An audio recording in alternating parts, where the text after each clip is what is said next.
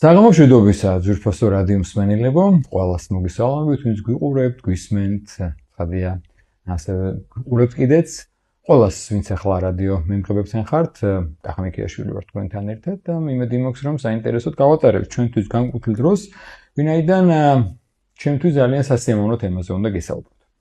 კერძოდ, მადრიდში წმინდა გიორგის სახელობის ქართულ სამრევლოსთან არსებულ ქორეოგრაფიულ ანსამბლ ჯორჯიაზე, რომელიც წლებია უკვე არსებობს, ფუნქციონირებს და ძალიან მნიშვნელოვან საქმეს აკეთებს იქ ყოფი, იქ დაბადებული, გაზრდილი ბავშვების გაერთიანებას და ქართულ ფესვებთან კონტაქტს და მათ ამ მრავალწლიანი საქმიანობის ისტორიაში პირველად მოუწიათ სამშობლოში გასტროლი. კონცერტი გაიმართა ბათუმში 9 ივლისს საზაფხულო თეატრში და მე მინდა ახლა წარმოგიდგინოთ ჩვენს გადაცემაში ხელმძღვანელები ამ ქორეოგრაფიული ანსამბლისა, მაკო მიქელაძე და კონსტანტინე იგივე კოტე მესხიძე, ჩვენ პირველ ბლოკში მაკოსთან გვექნება საუბარი. მაკო, საღამო მშვიდობისა, მადლობა საუბრისთვის.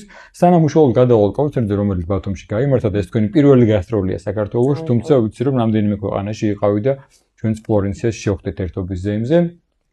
გითხარი, რამდენი ხანია რაც არსებობს თქვენი ანსამბლი, როგორ ჩაიყარა საფუძველი, როდის გაჩნდა ეს იდეა და შემდგომ უკვე ვისაუბროთ იმაზე, რომ როგორ მოხვედით აქამდე. საღამო მშვიდობის, მე გახლავართ მაკო მიქელაძე, მადრიდის ქართული ცეკვის აკადემია ჯორჯიას ხელმძღვანელი. აკადემია არ უხსენე თავში ბოდიში. და აი ამიტომ თქვენ გეკნებათ ახლა საშუალება უკეთ გააცნოთ მსმენელთა მაყურებელს. ხო, და მადრიდის ქართული ცეკვის აკადემია ჯორჯიას ხელმძღვანელი, დამფუძნებელი და მთავარი ქორეოგრაფი. ანუ ჩვენი აკადემია დაარსდა 2017 წელს. ძალიან დიდი წვლილი მიუძღვის ჩვენს მამა პიროს გოცირიძეს, მადრიდის სამრევლოს წინამძღვარს. ძალიან დიდი გვერდში დგომა გამოხატა, რადგან თავიდან არ ქონდა საერთოდ არც დარბაზი, არ ქონდა არანაირი ფართი, სადაც რეპეტიციებს ჩავატარებდით და მამაომ ეკლესიის შენობა დაგვითმო, იქ მოხდა პირველი შეკრება, დავიწყეთ 17 ბავშვით 2017 წელს და უკვე 9 წელია რაც არსებობს ჩვენი აკადემია და ეხლა შეგვიძლია უკვე თამამად ვთქვათ, რომ ყავს 90 ბავშვი. მათგან უმეტესობა სამწუხაროდ დაბადებული ესპანეთში. 90% ესპანეთშია დაბადებული, ძალიან ცოტანი არიან, ვინც საქართველოში დაიბადნენ, მაგრამ ბავშვობის ასაკიდან არიან, ანუ ემიგრაციაში წასულები.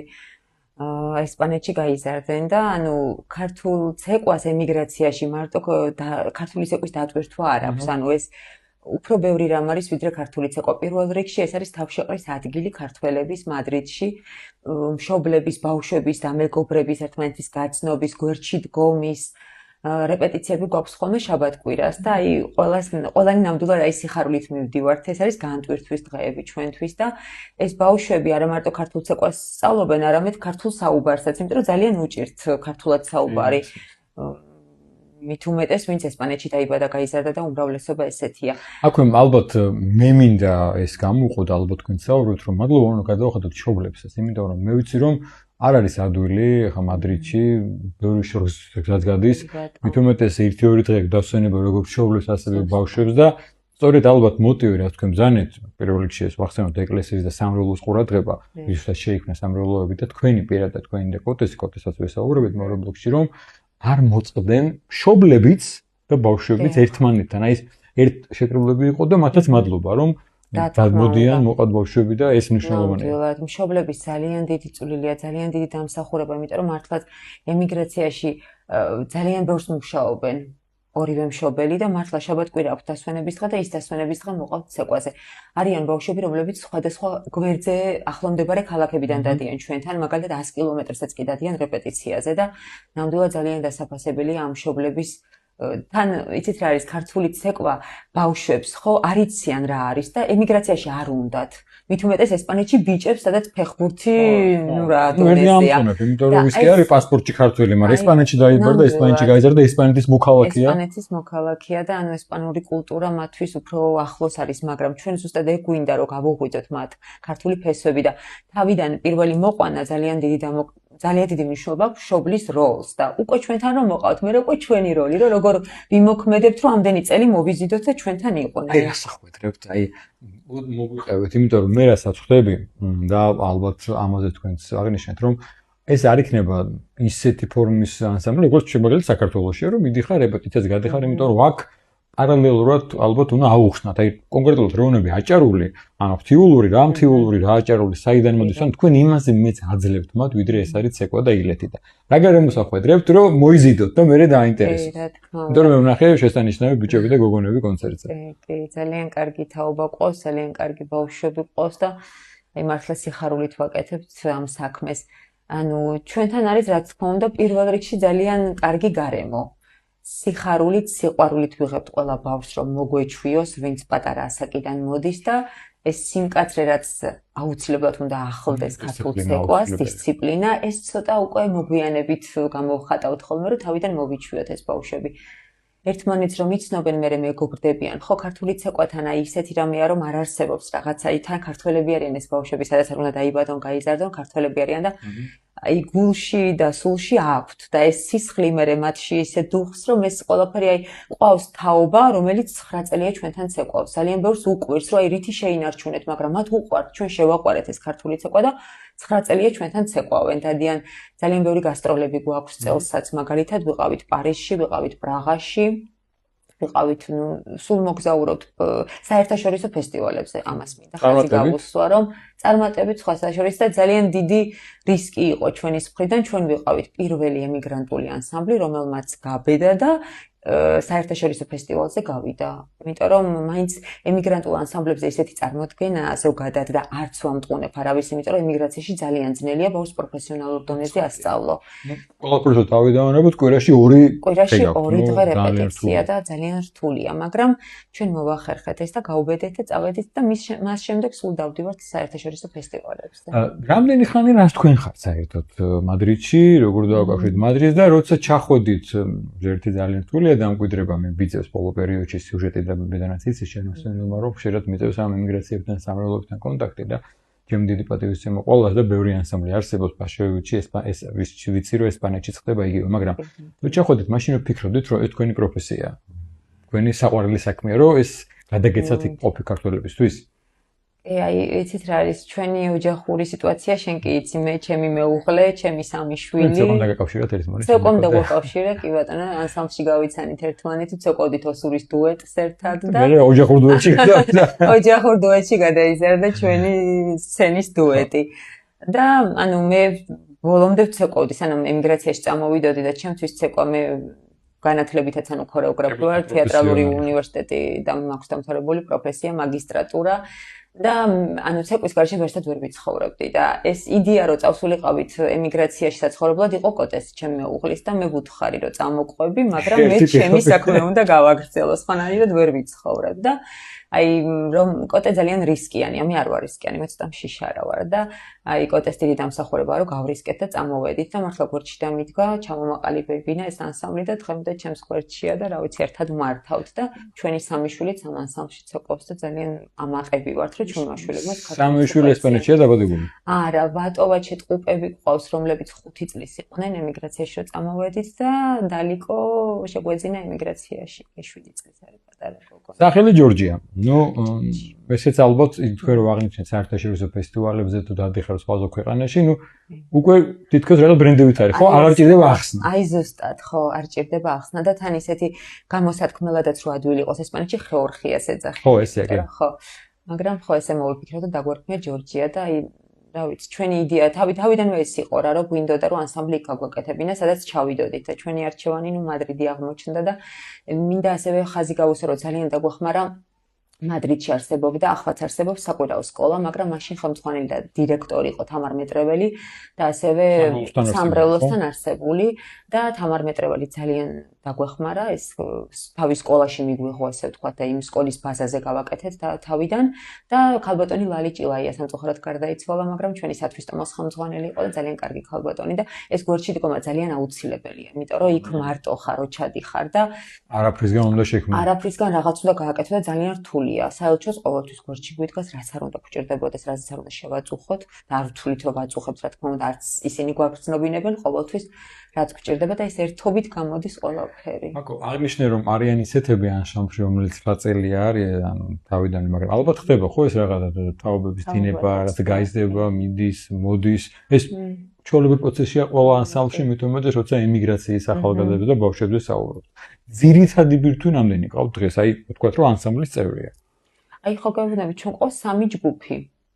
ანუ ამ 3-ვე ჯგუფში დღესდღეობით ასაკობრივად ყავს, ანუ სულ პატარების ჯგუფი, რომელიც მოსამზადებელი ჯგუფია და კონცერტს არც ეკავს. შენ დაკოტებ ხართ მართლა, ყველა უზღობთ ერთად მენეჯმენტს, ქორეოგრაფიას, ცეკვას, ამათ წებს ყავს. გასტროლების გაკეთება, კონცერტების ორგანიზება და ყველაფერი. პლუს შვილებსაც უნდა მიხედა. და თან მარტო ვართ ემიგრაციაში, არავინ არ ყავს დამხმარე, მაგრამ ღმერთის წყალობით ვახერხებთ. ყავს შუათანა ჯგუფი, რომელიც საკონცერტო ჯგუფია და ამ ჯგუფში არიან 6-დან 12 წლამდე ბავშვები და უკვე 12 წელს ზევით 20 წლამდე არიან ბავშვები, რომლებიც მუშაობენ, უკვე სტუდენტები არიან და თავისი მანქანით, ასე ვთქვათ, დიდები არიან, მაგრამ იმდენად უყვართ, ჩვენთან გაიზარდნენ და არ მიდიან, ანუ ჩვენთან არიან დღემდე და ძალიან გუყვარს რა, მოკლედ ეს ბავშვები ჩვენი ოჯახია რა ის. მოდი ვისაუბროთ, რითაც დავიწყეთ და რამაც შეგვახვედრა ჩვენ საქართველოში, თქვენი პირველი საგასტროლო მოგზაურობა სამშობლოში და მე როგორც ვიცი, რამდენიმე ისეთიც იყო, ვინც კონცერტით ჩამოვიდა საქართველოში, თუმცა თქვით, რომ უმეტესი მათგანი იქ დაბადებულია. ბათუმში 9 ივლისს გამართა მშვენიერი პერიოდია, საზღვაო პერიოდია. როგორი იყო მათი დამოკიდებულება, რამდენად აქტუალურად მიიღეს, რომ სამშობლოში გვექნება კონცერტი და ალბათ თქვენთვის პასუხისმგებლობა იყო ათმაკი. კი ბატონო. ძალიან დიდი ყველაზე აი ბევრ სახელმწიფო ანსამბლს აქვს ეს დევიზი და ყოველთვის ითქმება, რომ ყველაზე ფული არის ქართველი მაყურებლის წინაშე ცეკვა და ჩვენთვის ეს უცხოა, იმიტომ რომ ჩვენ ძირითადად სულ ანუ ქართველი კი მადრიდში და ზოგადად ქართველი მაყურებელიც ყავს რა თქმა უნდა, მაგრამ საქართველოში სამშობლოში საკუთარ მიწა-წყალზე ცეკვა ძალიან დიდი პასუხისმგებლობაა. ჩვენ მოვიგეთ გრანტი საქართველოს საგარეო საქმეთა სამინისტროს გამოცხადებული კონკურსში მოვიგეთ გრანტი და მათ დაგვაფინანსეს და აი ამ დაფინანსებით წამოვედით ეს გასტროლი დაიგეგმა უშუალოდ ბათუმში სეზონიც ისეთი იყო საზაფხულო თეატრში და რა ვიცი აი ძალიან ემოციური იყო ველოდებოდით პასუხს მეგობარი ანსამბლები ყავდათ მეგობარი ანსამბლები კი რა თქმა უნდა ანუ კოტეს პედაგოგი ჩემი ძალიან ახლო მეგობრები კიდევ და ესე მეგობარი ანსამბლების ხელშეწყობით და თანადგომით გავაკეთეთ ეს კონცერტი სპეციალური ციკლი ხوار დადგით რამე საქართველოსთვის აი ამ გასტროლისთვის ხوار იყო რამე არა ხო სპეციალური არა მაგრამ ძალიან მოვემზადეთ ფორმები განვაახლეთ ანუ ახალი ფორმებით სპეციალური ციკლი ახალი მთიულური გვაქვს დადგმული და ხორუმის ფორმები განახლებული ძალიან ხორუმი ძალიან ემოციური ციკლია ჩვენთვის დროში ვცეკვოთ ფარხმალი ხრიდოლის ელემენტები გვაქვს ჩასმული და იმედია რომ რა ვიცი ვიცი რა მინდა კითხო მე ვსაუბრობდი ამ ბიჭებს და გოგონებს მაინც მესმის ვერ გამომტყუნებ ერთმანეთში ესპანურთან საუბრობენ ხოლმე იმიტომ რომ მათი სოციუმი ყოველდღიურობა არის ესპანეთი მაგრამ როცა მოდიან აუხსნით შეაყვარებთ და სწორად ვთქვი რომ ერთხელ თუ მოიწამლე ქართული ცეკვით მე ვერ ვწდები აი ეს ქართული გენეტიკური კოდი მაინც იგრძნობა მათში როცა დარბაზში არიან მიუხედავად იმისა რომ მთელი დღე ატარებენ ესპანელებთან ესპანელებთან მაგრამ იგრძნობა კი ნამდვილად იგრძნობა აი როცა ცეკვავენ და რა მითხრეს იცით ანუ რეპეტიციებზე რომ ვეუბნები რომ აი შეძახილი მინდა სახე მინდა და ხან იქ ვერაკეთებენ ამ შეძახილს ანუ და რო ვუთხარი ბიჭებს რომ ბიჭებო აქ თუ არის ვივარჯიშეთ დარბაზში სცენაზე არა სცენაზე ჩვენ რომ მაყურებელი იქ სხვა მუხტია იქ სხვანაირი განწყობაა და სცენაზე აუცილებლად გავაკეთებთ ამ შეძახილს და ეს ესე იგი გაიღვიძა მათში და არ აქვთ დაზეპირებული ხო ხდებით ანუ კი ნამდვილად და აი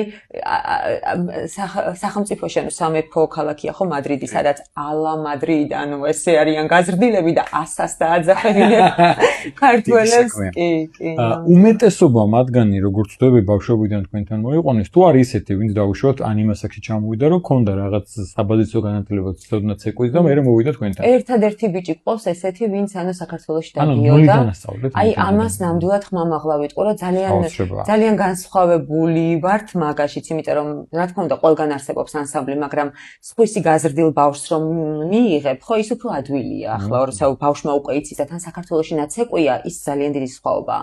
და ჩვენ საერთოდ ნოლიდან ვიწყებთ. აი ჩვენს ანსამბლში, რა ვიცი, თამამად მეთქმის, რომ ერთი ბიჭის გარდა არავინ არ არის ისეთი, რომ მიგვეღოს, რომ საქართველოში ნაცეკვი იყოს. ყველაფერი ჩვენ ნოლიდან დავიწყეთ და ვასწავლეთ ჩვენ თვითონ, ჩვენ გავზარდეთ. არ მოვუდგა რაღაცას მეუბნები, იმიტომ რომ ეს არის, ანუ აი უდიდესი შრომა, ვინც ოდნავ მაინც ხდება რაზეა საუბარი და თუ საუბრობთ ჩვენ რომ ეს ხდება უცხოეთში კვირაში გაქვთ 2 დღე პლუს თქვენი საქმე თქვენი ოჯახი არ ვიცი აი მართლა ძალიან მნიშვნელოვანი საქმეს აკეთებ და ეს ხდება უბრალოდ ქართულ ცეკვას და ალბათ დარბაზსაც ქირავთ ხო ეხლა ის ფუფუნებური საკუთარი დარბაზი გქონდათ არ გქონდათ არა ხო აი ზუსტად ეგ არის რომ აი წელსაც მოგვიწე ჩვენ 2 ლოკაციაზე ვმუშაობთ ანუ მადრიდთან ახლოს 20 კილომეტრში დაახლოებით არის ალკობენდასი ესეთი ქალაქი და ძალიან ბევრი ქართველობა ცხოვრობს იქ და იქაც გვაქვს ფილიალი ანუ კვირაში 2 დღე გვაქვს ალკობენდაში კვირაში 2 დღე მადრიდში საერთო ანსამბლი. როცა კონცერტებია და ფესტივალები ვაერთიანებთ, მაგრამ უბრალოდ მაინც 2 ლოკაციაზე ვართ და ზუსტად წელს, ანუ მესამედ ვიცვლით, მეოთხედ ვიცვლით დარბაზს. ქართული ცეკვა ხომ იცი როგორია, ანუ ეს არ არის ბალეტი, რომ რაღაცა ნაზადი ცეკვა. ფეხი თუ არ დაარტყი, იქ თუ რაღაცა, ანუ შეძახილი ფარხმალი და ზუსტად.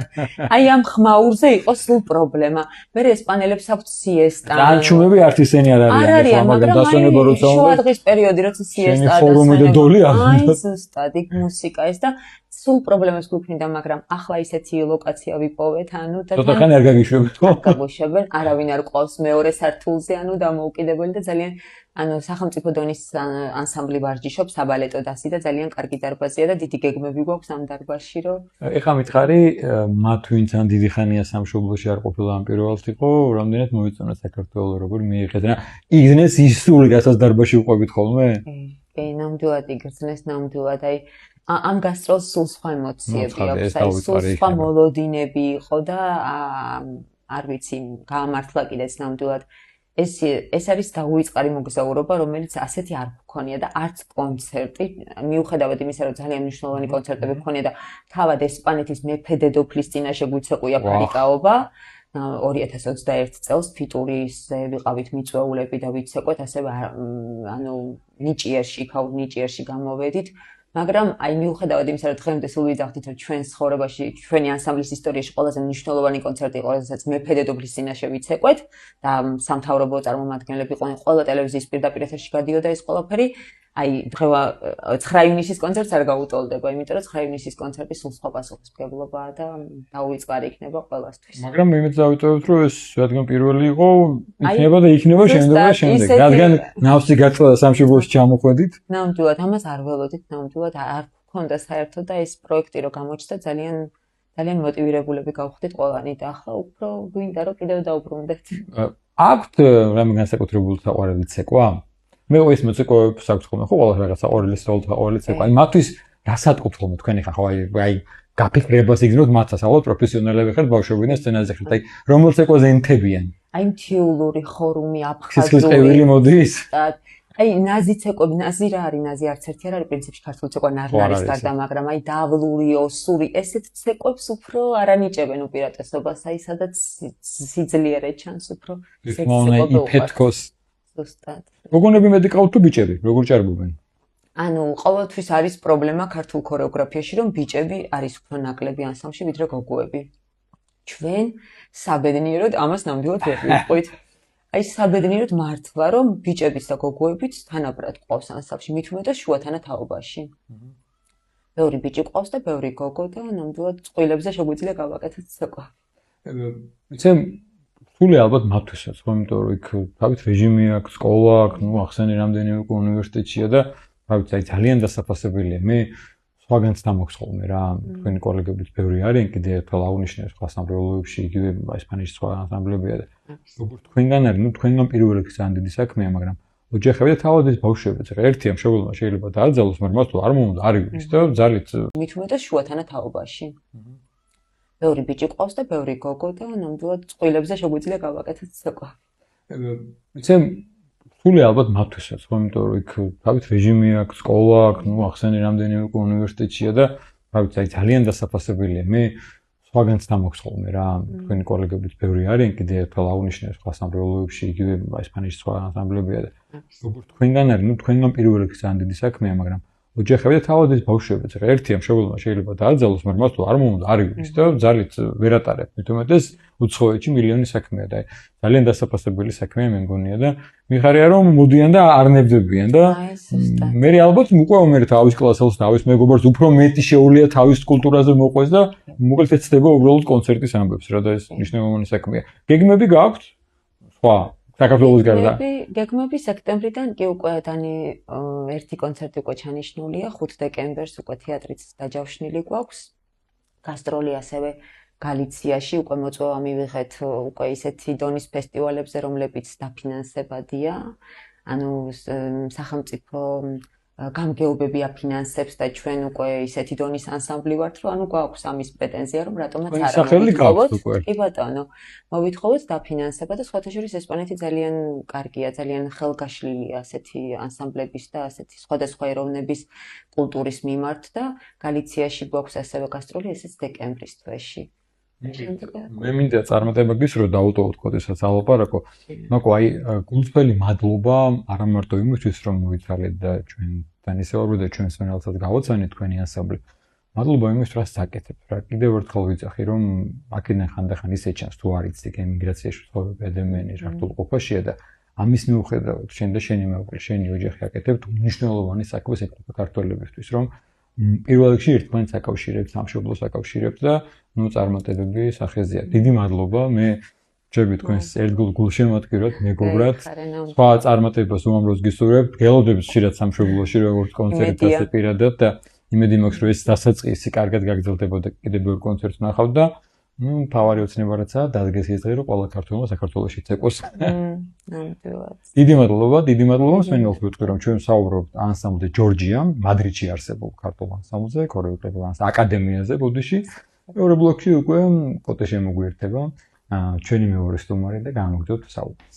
კიდევ ერთხელ მოგესალმებით ძვირფასო რადიო მსმენელებო, შეგახსენებთ ჩვენ ვსაუბრობთ მადრიდში წმინდა გიორგის ქართულ სამრევლოსთან არსებულ ცეკვის აკადემია ჯორჯიაზე.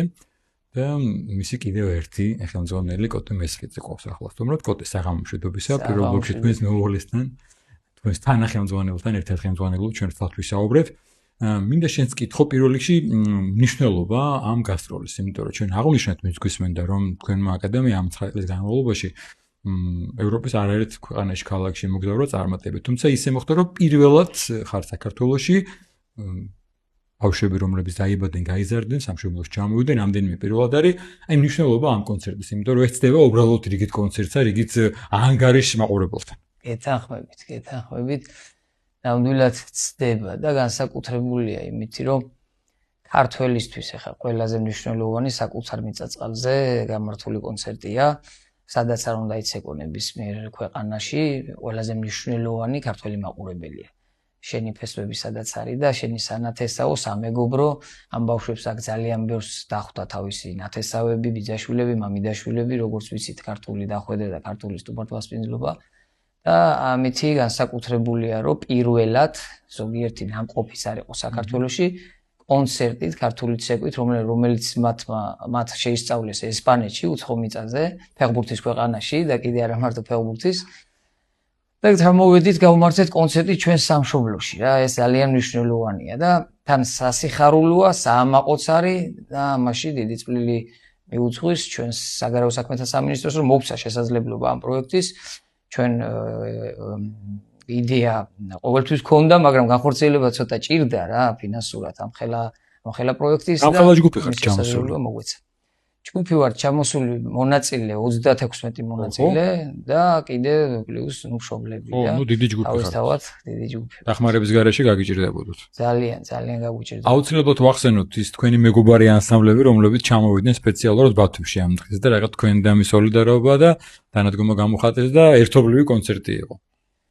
ჩვენი მეგობარი ანსამბლების როლი ძალიან მნიშვნელოვანი იყო, რა თქმა უნდა და საერთოდ ზოგადად ერთობით ბევრი კარგი საქმის გაკეთება შეიძლება და ეს სიმბოლური დატვირთვა ქონდა იმას, რომ ჩვენ შევარჩიეთ სპეციალურად, რომ ჩვენი მეგობარი ანსამბლები ყოფილიყვნენ, თორე ბევრი ანსამბლია საქართველოში რადალებს ქართულ ცეკვას და ქართულ ჯგუფებს, ანსამბლებს, მაგრამ ერთი სიმბოლური დატვირთვა იმას უსმევ ხას, რომ ჩემი ყოფილი პედაგოგი, ქორეოგრაფი, რომელმაც მე ბავშვობაში 6 კლასში ვიყავი, როცა კარები შევაღე დარბაზის კარები და მოხვდი ცეკვის სამყაროში, ესე ვთქვა და შემაყვარა ქართული ცეკვა, მოვიწვიეთ თავისი ანსამბლით და ჩვენ ემიგრანტი ანსამბლი და აქაური თავისი დღევანდელი ანსამბლი ერთად შევხვდით სცენაზე, დიდ სცენაზე შევხვდით ერთმანეთს და ასევე ჩემი მეორე მეგობარი, რომელიც ჩვენ ერთად ვცეკვავდით სახელმწიფო ანსამბლებში, ანსამბლ მამულშიც პარტნიორები ვიყავით დუეტებში. იმისი ანსამბლიც ღებულობდა მონაწილეობას, ასევე ჩემი მეუღლის მაკოს მეგობრები, თავის კურსელები და თავისი ახლო მეგობრების ანსამბლები და ერთობლივად გამოგვივიდა ძალიან ლამაზი საღამო და ძალიან ემოციური კონცერტი. ესეთი როგორიც ეკადრებოდა პირველად სამშობლოში გასტრო. საქართველოში დაბრუნებას და საქართველოში გამართულ კონცერტს. ოდე ჩვენ პირველ ნაწილში ვისაუბრეთ მაკოსთან და ნუ ამას ალბათ განსაკუთრებული ხაზგასმა არ ჭირდება რა მნიშვნელობა აქვს ამ ანსამბლის და თქვენი აკადემიის არსებობას მადრიდში. რამდენიმე სტუდ გითხარით რა სირთულეებია, იმიტომ რომ ზოგადად ვთქვათ, ყველა ანსამბლი პატარა ჯგუფიც ხელმძღვანელო მithumedes ბავშვებს ართულია. აქ ბევრი სირთულეც არის. ზოგი მოდი შეიძლება ისე რომ ენა არ იცის და ქართული ენა ასწავლოს და მარცხენა ხმობდით თუ მარცხენა და მარჯვენა არ იცის და რაღაც ტერმინოლოგია. კვირაში 2 დღე აქვს. მოკლედ რა სირთულეებს აწდებით და აქვე მადლობა რომ ამ სირთულეების მიუხედავად არჩერდებით და ვითარდებით. სირთულეები ნამდვილად არის, მაგრამ мотивациას გვაძლევს ის, რომ ამ სირთულეების გადალახვაც ერთგვარი мотивაციაა და თავისთავად დაძლევა. თავისთავად ეხლა ემიგრანტ ბავშვებთან რთულია მუშაობა, ვისაც ეს გამოუცდი ალბათ ისინი უფრო გაგვიგებენ, ჩვენი კოლეგები, ვინც საზღვარგარეთ ასწავლიან სხვადასხვა ქვეყნებში ემიგრანტულ ანსამბლებთან ვინც მუშაობს, მაგრამ რაღაცნაირად ვასწავლით რა ტერმინოლოგიას, თუნდაც სეკვის წესებს, თუნდაც კონცერტის წესებს, იმ სვერკას ეგრეთ წოდებულს რო ვეძახით, კონცერტის წინ, გასტროლის წესებს, გასტროლზე როგორ ხდება, ფესტივალზე მონაწილეობა თუნდაც და ბევრი რაღაც ესე ნელა-ნელა პერიოდულად შეისწავლა ყველამ და უკვე იციან, უკვე აღარ უკვირთ. თავიდან შეიძლება რაღაცები იყო ცოტა უცნაური, ვინც ვერ ერკვეოდა, მაგრამ ეხლა პრობლემას ფორმების სახელები ელემენტარული ძალიან მნიშვნელოვანია, რომ იცოდე ფორმებს. იცი რა, ეხლა ესეთი შტაბისტები მრჩება, რომ ვიძახი, რომ ვასწავლი ტერმინოლოგიას, ვასწავლი ამას, ამით ასწავლი ქართულსაც. ქართულს თავისთავად, ქართულ სიტყვებს, ისეთ სიტყვებს, რომელ სიტყვებსაც ალბათ სახში ვერ გაიგებს. სკოლაში მე თვითონ ვერ გაიგებს ვერაფერს. ვერც სკოლაში, კი, ტერმინოლოგიას, მე მნიშვნელობას, თქვათ, ცეკვის რომელი კუთხიდან. ოღონდ გასაგები ენით ვუხსნით, რომ ამათთვის გასაგები იყოს და მიხვდნენ, რომ ანუ რასთან არის დაკავშირებული აღნიშნული ცეკვა. ტრადიცია, ცეკვების კუთხეებით, გურიის ცეკვა ვთქვათ, აჭარის ცეკვა, აჭარული და ეს უკვე იციან სვანური, ოსური, აფხაზური ცეკვავენ აფხაზურს, ქალვაშთა მთიულური და ეს კუთხეები ხევსურული ესენი იციან და ამითი კუთხეებსაც სწავლობენ. ჩვენ ტრადიციულად გვაქვს ყველა კუთხის ცეკვა და არაერთი, მაგრამ პირველ ბლოკში აღნიშნე და მე ვიტყვი რომ თქვენი მეუღლე არის პროფესიონალი ქორეოგრაფი, მაგისტრი. ალბათ რეპერტუარში გვაქვს თქვენ მიერ დადგმული ცეკვები, ვერსიები თქვენი ქორეოგრაფიით თუ ძირითადად იყენებთ იმ არსებულ უცნობელ ნახაზებს. ისიც და ისიც ალბათ. კი, არის ხო თავისთავად რაღაც ის არსებული რაც არის, ახალ ველოსიპედში ჩადია და აუცუნა ეცადო. თავისთავად, მაგრამ არის იქ ისეთი ნახაზები, რომელიც ჩემი მეუღლე სწორად აღნიშნეთ, პროფესიონალია, დამთავრებულია ქორეოგრაფიული მაგისტრია, ქორეოლოგი და ნახაზებში აქვს გამოცდილება დიდი რომ ნახაზები შექმნას და ისეთი ნახაზები გვაქვს, რომელიც სხვა ცეკვებში შეიძლება არ განმეორდეს. ჩვენ ცეკვებზე მორგებული, ჩვენს დარბაზზე მორგებული, როგორი შესაძლებლობასაც გვაძლევდა ვთქვათ დარბაზი, ჩვენ არ ვართ ისეთი ფუფუნება არ ქონდა ემიგრაციაში, რომ ძალიან დიდი დარბაზები ქონოდა რა, იყო შეზღუდული პატარა დარბაზები, ხან ბოძიც იყო, ხან რაღაც ის, მაგრამ იმის მიხედვით ვარგებდით და ჩვენი ცეკვები მაგითაც განსხვავდება, რომ ქორეოგრაფიული თუნდაც ნახაზები და მოძრაობებიც ვცდილობთ, რომ განსხვავებულები ვიყოთ. როგორ გაქვთ ფუნქციები გადანაწილებული გაქვთ ორივე ჩართული ხართ ქორეოგრაფიაში და უშუალოდ ერთი დგამს, მეორე მენეჯმენტულ საქმეს მიხედავს თუ ორივე თანაბრად ინაწილებთ ყველაფერს? არა, ეხა ეგრე რო ვთქვა, თანაბრად ვერა, იმიტომ რომ ჯობია ყველა მისაკეთოს, რაც საუკეთესოდ გამოზდის და საქმეს ეს უფრო წაადგება და ამ შემთხვევაში მაკოს ნახაზებში მე ნამდვილად ვერ შევეჯიბრები და ვერც ალბათ ბევრი ქორეოგრაფი, იმიტომ რომ ეს სპეციალურად თუ არ გაქვს გავლილი პროფესია ერთგვარი და ეს ნასწავლი აქვს წლები. აქედან გამომდინარე ნახაზებს მაკო დგავს ხოლმე, ნუ შეიძლება მე რაღაც იქ მომენტები უთხრა ესე ჯობია და შევაჯეროთ, მაგრამ დანარჩენი ბავშვებთან მუშაობა, ηλეთები ბიჭებთან და ის ფარიკაობის მომენტები, დახვეწვა და ის რაც ცეკვას ჭირდება რომ ბავშვობიდან ვაკეთებდი ცერი, მუხლი, აი ესეთი რაღაცები თავისთავად მე და ნუ გოგონებთან კიდე თავისთავად მაკომეც მუშაობს. მადლობა დიდი ორივეს და მადლობა პირველ რიგში იმ საქმის, რაც წაკეთებთ ქართველებისთვის, კერძოდ მადრიდში მცხოვრები ქართველებისთვის, გისურვებ დიდ წარმატებას ბევრ გასტროლს, ბევრ კონცერტს ირად ჩამოსვლა სამშობლოში და აი ამ საქმის ღირსეულად დაფასებას დიდი მადლობა კოტე მსმენელს შევახსენებ. დღეს მე გესაუბრებოდით მადრიდში წმინდა გიორგის სამრევლოსთან არსებულ ცეკვის აკადემია ჯორჯიაზე, რომლებიც პირველად იმყოფებიან სამშობლოში საგასტროლო მოგზაურობაში და მე მათ დიდ წარმატებას ვუსურვებ და მადლობა იმისთვის, რომ ქართულ ცხოვრებიგ ქართულ ბავშვებს აკავშირებენ ერთმანეთთან და სამშობლოსთან. მე გემშვიდობებით მომავალ შეხვედრამდე მომდევნო სამშაბათში ვხვდებით.